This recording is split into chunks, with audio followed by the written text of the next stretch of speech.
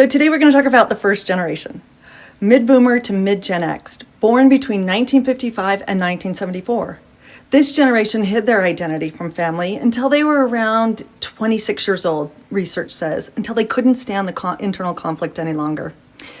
There had been small movements around the world towards LGBTQ rights, but the Stonewall riots early in the morning of June 28, 1969, the day after I was born, in New York was a clash between police and LGBTQ people, and it was a riot that went on for 6 days. On the first anniversary, there were several parades around the country to commemorate the event. This was the beginning of Pride and the beginning of activism around the world for LGBTQ rights. At this time, misinformation abounded. People thought it was that they chose it, that it was an illness, that it was caused by pornography or a distant father and a controlling mom. I know my parents felt the sting of that one. The first edition of the Diagnostic and Statistical Manual of Mental Disorders, the DSM, published in 1952, classified homosexuality as a sociopathic personality disturbance. And though it was taken out of the DSM in 1973, old beliefs have a way of sticking around.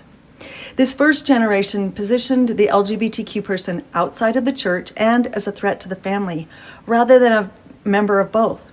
In order to be acceptable, they had to hide who they were, and many tried.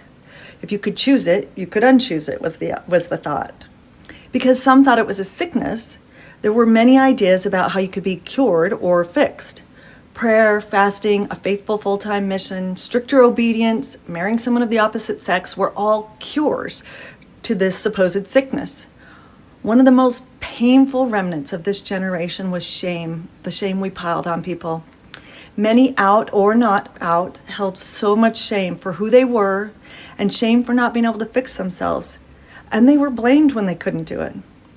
And there was no way to hold both your identity and the belief that you were a child of God and authentically be a Latter Day Saint and LGBTQ. You had to hide yourself, fix yourself, or leave. LGBTQ people were at great physical and mental risk because they were largely left alone to figure this out in shadow. Now we know the dangers and damage of thwarted belonging, and that it's one of the major factors in suicidal ideation. The damages done to our LGBTQ people in this generation are devastating. If you know someone from this generation, love them extra. See you tomorrow when we talk about the second generation.